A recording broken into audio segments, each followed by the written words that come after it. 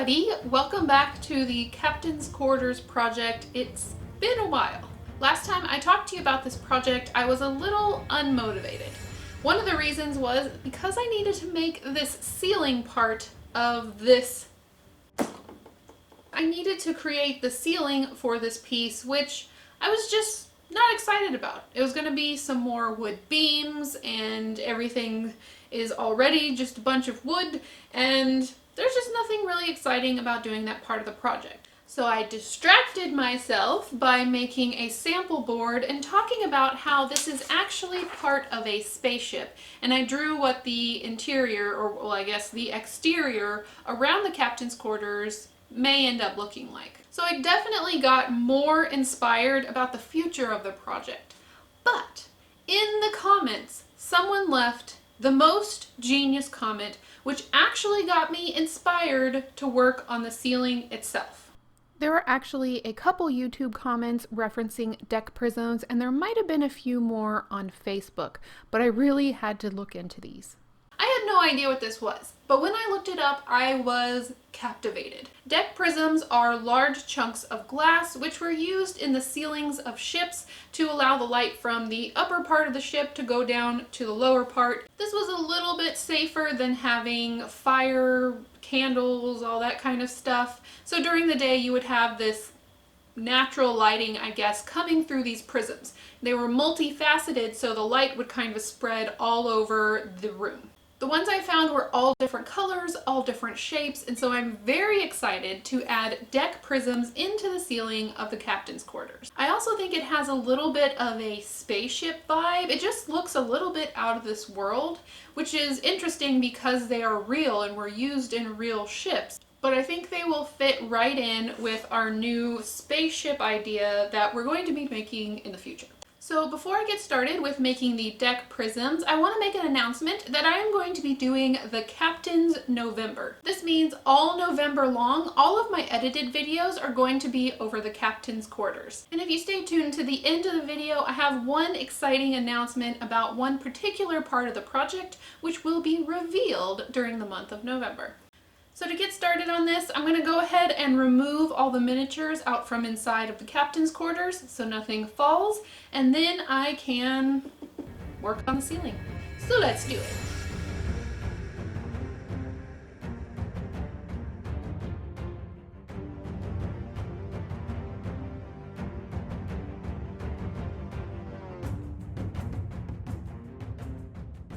I'm going to be using foam board to create the ceiling, just like the rest of the walls are made out of. However, this time I'm going to be using a double layer of foam board. Everything else is a single layer, and I've found through building the Beetlejuice house that double layers are just way stronger. And when I turned this over, just so much stuff fell out, like dust and crumbs and all sorts of stuff from the building process, so I made sure to get rid of those first. After I had turned it upside down, I could trace on the foam board the outline of where the ceiling needs to be. I used a ruler to straighten out those lines just a little bit because the foam board is just slightly warped, and then carefully cut those with a craft blade. Then I outlined it again to create my double layer on another piece of foam board. Once those were cut out, I could go ahead and make sure that everything was fitting correctly. I always suggest dry fitting things at least a couple times before you finalize a design. And this worked out really well because it allowed me to trace the beams that I had already created on the inside of the upper floor. Just using a pencil, I went around the walls. This is going to help me create an inverted ceiling plan, or the ceiling plan but upside down. We do this a lot in architectural drawings, and it helps you know where everything is going to go. Of course, the lines turned out a little bit wobbly because I'm getting inside of all of those tight spaces, but then I can go back with my ruler and try to straighten them up just a little bit so then when I make my lighting plan, it is as close as it can be. I'm also writing the names of each individual room so that I don't get confused on where everything is.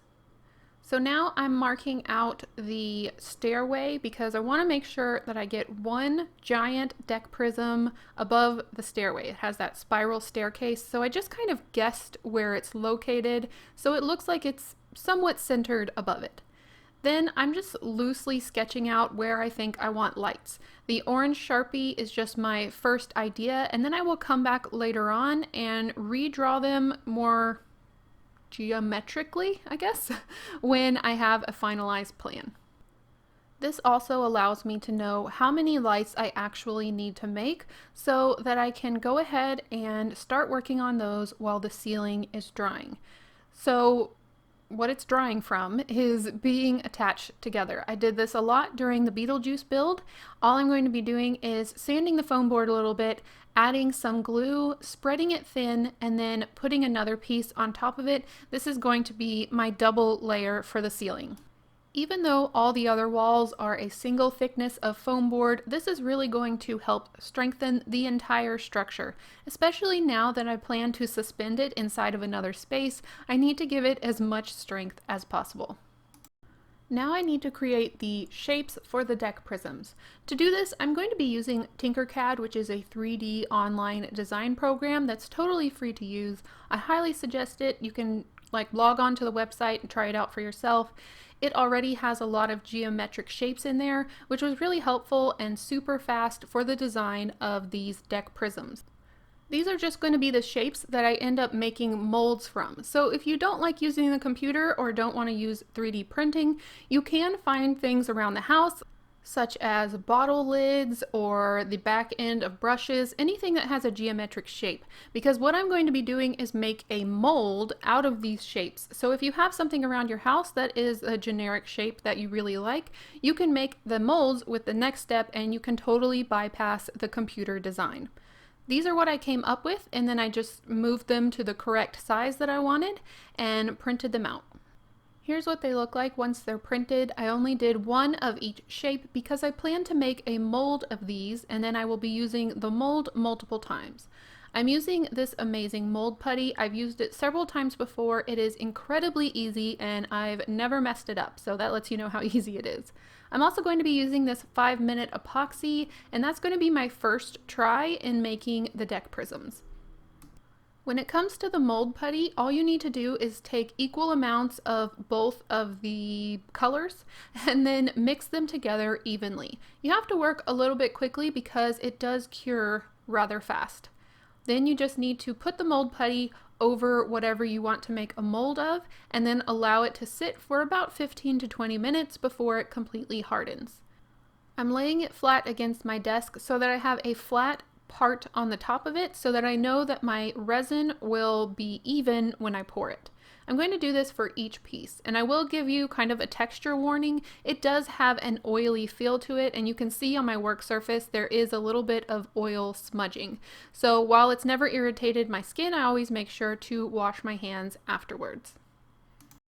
Once the molds had cured completely, I could go ahead and pop out the 3D printed shapes. It is a little bit flexible, so it's easy to get them out. And then I could just check out and make sure that they looked correct and there weren't any air bubbles that had deformed the shapes.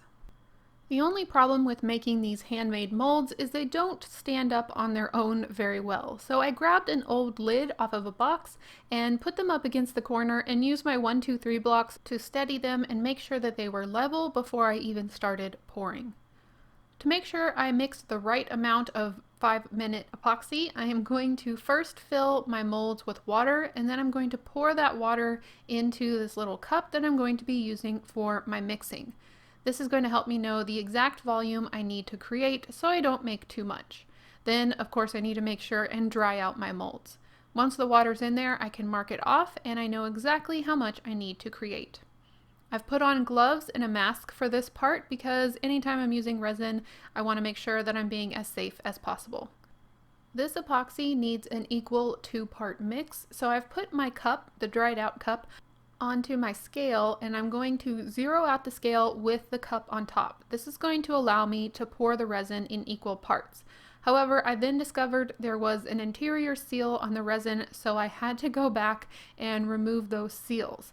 In the process of doing this and trying to figure out where to put these pieces, my scale ended up going off, and I did not realize this before I started pouring the resin. So then I panicked. I got an empty cup. This is where I started pouring, not realizing that my scale was off. and then I stopped and I was like, well, now I can't zero out my scale. So I got an empty cup, zeroed out the scale, and then put the cup I had already started pouring in. There's a limited amount of time you have to go through this process. The 5-minute epoxy is called that because you have 5 minutes of working time before it starts to harden. This caused a little bit of stress in me because I know I have to mix it completely. So I was watching the clock, trying to make sure I was mixing as much as possible. This ended up causing there to be a lot of bubbles on the inside of the resin pieces. I filled up all of my molds, and then I used a hair dryer to try and get the bubbles to come up to the surface and hopefully not be all throughout the cured resin. I don't know if this is what caused what happened next, but they did end up being a little yellow. And I used that time while they were curing to make a list of everything I needed so that I could make sure I had the right amount of deck prisms. So once I popped them out, it really did cure very fast. So this is what I was hoping. I was hoping I could cure resin really quickly and move forward. And the reason I decided to do 5-minute epoxy instead of UV resin is UV resin doesn't do well in deep molds that are opaque. So I was hoping this would work, but as you can see, this is extremely yellow and it's also very, very foggy on the inside. I tried to do a second run where I didn't do the hair dryer, but I don't think I mixed it right because it came out very sticky and not all the resin had cured in the amount of time. So I decided to cut my losses on the 5-minute epoxy. I will give a few more of my thoughts about that at the end of this segment. But then I decided to go ahead and go back to my old favorite UV resin. And I thought maybe if I did this in very thin layers, I could build up the UV resin and hopefully the UV resin at the very bottom would cure.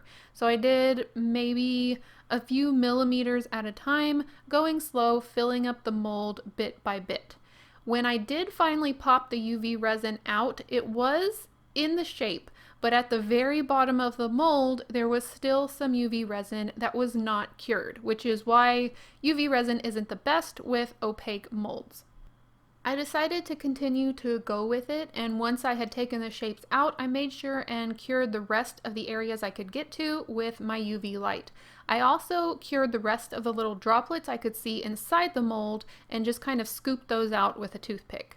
Here you can see the difference between the 5-minute epoxy and the UV resin, and it's quite a difference. There's so much more clarity to the UV resin, and I think a lot more light is going to come through once it's installed in the ceiling. So I went ahead and worked through all the shapes I needed, and these will be ready to go when the time comes. So as you saw, this epoxy, this 5-minute epoxy, did not quite work very well for what I wanted. And that's not the epoxy's fault. It says it's for gluing purposes, so I'm the one who's using it in the wrong way. So please don't hate on this product at all. I am definitely going to keep it in my supplies because if I do need to glue something together that's fairly heavy duty. I mean, even when I get to gluing the suspended captain's quarters inside of the spaceship, this may really come in handy as a way to glue something and know that it will hold really, really well. 3,500 PSI non-brittle bonds. So, as a glue, it probably works fantastic. As a casting resin, not so much. I'm still going to keep these little pieces that I made and just put them in my collection. They could make some really cool shelf objects, or I don't know. I probably could have even used this one as a yellow light because I do want to color the deck prisms, but I knew I didn't want them all yellow. So that's why I kind of had to switch it up and go with UV resin instead. A fun experiment. Now I know how this kind of works and whether it will work for a project or not. Moving on. Now that the double layer ceiling is dry, I can go ahead and get back to that geometry that I mentioned earlier. I'm going to be using my ruler and pencil to just mark through and make straight lines. I can even make an X inside of areas that I know are a closed off space to help me find the center of that area, and that's going to be where I want to install my deck prism. I'm using my 3D printed items that I use to make my molds to trace around so I know I have a perfect match for installing the prism. I ended up putting most of them where I had originally decided, but a few of them were not quite centered.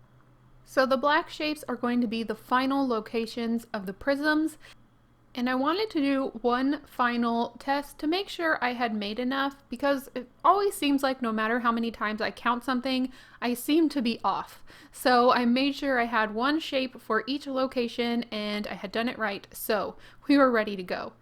On to the next really frustrating, painful process of cutting all these tiny shapes out of a double layer of foam board.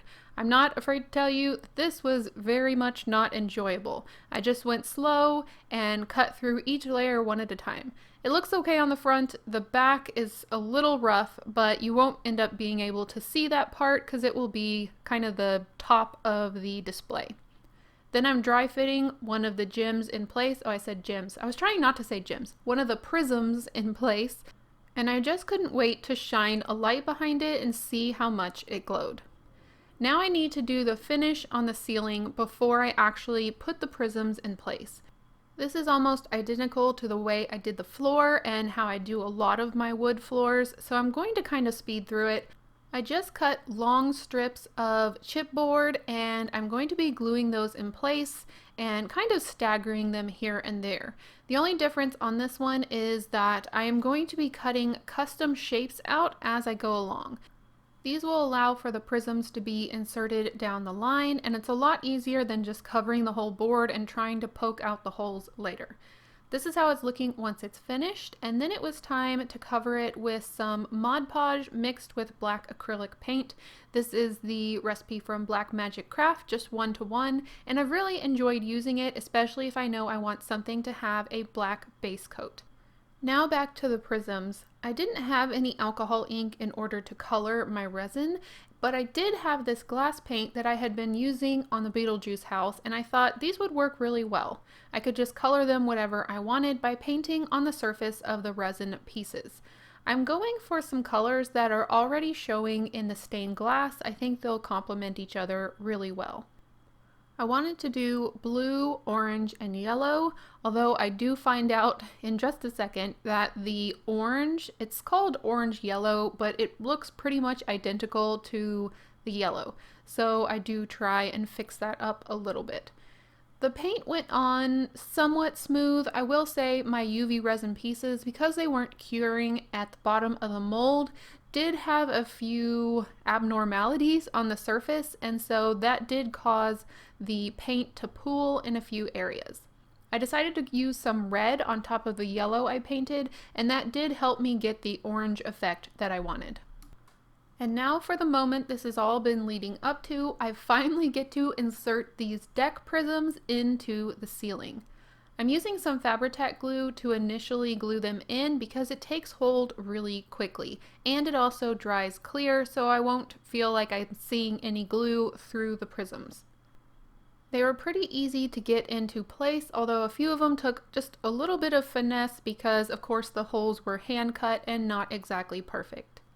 To cover up the edges, I decided to surround them with some rope or thread in this case, but hopefully in 1/12 scale it looks like it might be like a small rope. So I'm using some glue going around the gem. Dang it, I did it again. Going around the prism and slowly putting the thread in place, and this is just going to cover up any gaps. I don't want any light showing through that's not going through the prism. This was another slow, tedious process, but I really do like how it turned out in the end. I made a little bit of a mess with the glue as I was trying to put the rope around the prism, so I went back with some of my Mod Podge mixture and just went over it and tried to blend the Mod Podge over the surface so those glue marks started to disappear. I also did a little bit on top of the rope itself so it had a darker look to it and hopefully also blended into the ceiling. Oh yes, and I wanted to show you how beautiful this other side is. I covered it with Mod Podge so it would kind of not warp. I decided to leave the ceiling black. I thought this would give a little bit of a difference from the brown that the rest of the room is, and black makes sense because with using lanterns and candles, the ceiling would get very dark. Now before I put on the rest of it, I'm covering the edges with some tape so that once I add the glue, I can fold the tape up over the edge and it kind of acts as a clamp to keep the pieces together. Once I'm happy with the placement of the walls against the ceiling, I'm carefully picking up each wall and adding glue underneath. I'm using tacky glue or some kind of PVA glue because this will give me plenty of working time before it takes hold. Once I'm happy with its placement, I'm folding the tape up over the side so that it can hold the two pieces together as everything dries. As I did this process all around the edge of the captain's quarters, I did realize I was starting to see some gaps between the top of the walls and the ceiling. You can see here there's like a green line, and that's being caused because of the tape. That means there's light coming in that area. So I knew I was going to have to put some trim around so that I could block out that light. I'm going to be using this wood that I pre-painted the same brown color and gluing that in place. And you can see all my 1, 2, 3 blocks that are holding all the trim against the walls as they dry. Once that was finished, it was time to finally flip it back over and see what I had created. This is always my favorite part, and I always end up getting in the way of the camera because I run around and I'm so excited to see what the inside looks like. This is my first time seeing it as well, and I was really excited with how it came out. Of course, I had to add the lights on top. I moved my studio lights so that they were shining directly on top of the deck prisms. And then of course I had to go get the door that I still haven't installed ever and block up the hole where the light was coming through. And here is how the final deck prisms are looking.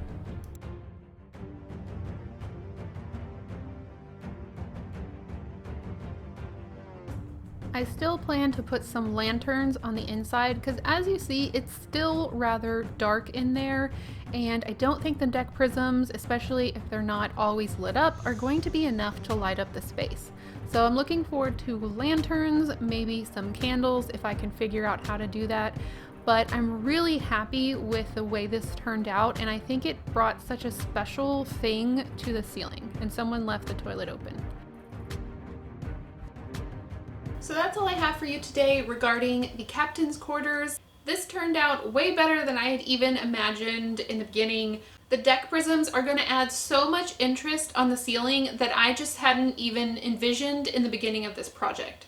And I know I say this a lot, but I always love reading through the comments, even if I can't respond to each and every one. I get so many ideas from the comments because we just have a wealth of knowledge on this channel, and I feel incredibly blessed that I can draw from your knowledge and continue to improve my projects. So please leave any ideas you have in the comments down below. I would love to hear your ideas. So as promised at the beginning of this video, I do want to tell you some exciting news coming up in the Captain's November. That will be Captain's Quarters videos all November long. Alright, here's the news. As I said, super exciting. In November, you will be meeting the Captain. I left the design and the creation of the Captain up to another artist. I think this is such a fun idea because really I was having a hard time envisioning who the Captain was, and this took that aspect entirely out of my hands. And I let the other artists know about the sci-fi aspect. So with that being said, honestly, the Captain could be anyone. So I hope you'll join me for that. Also in November, I hope to work on the outside of this a little bit because it is a bit of a mess on the outside. I also wanted to make sure to say thank you to Brendan for sending in a book for the Captain's Quarters. As soon as I get everything back in, I will make sure to put it in its place on the shelf. So that's all I have for you. I hope you enjoyed it, and I will see you in the next one. Bye. I can't see 'cause my glasses are dirty. Ooh, hot glue gun's hot. Better turn that off.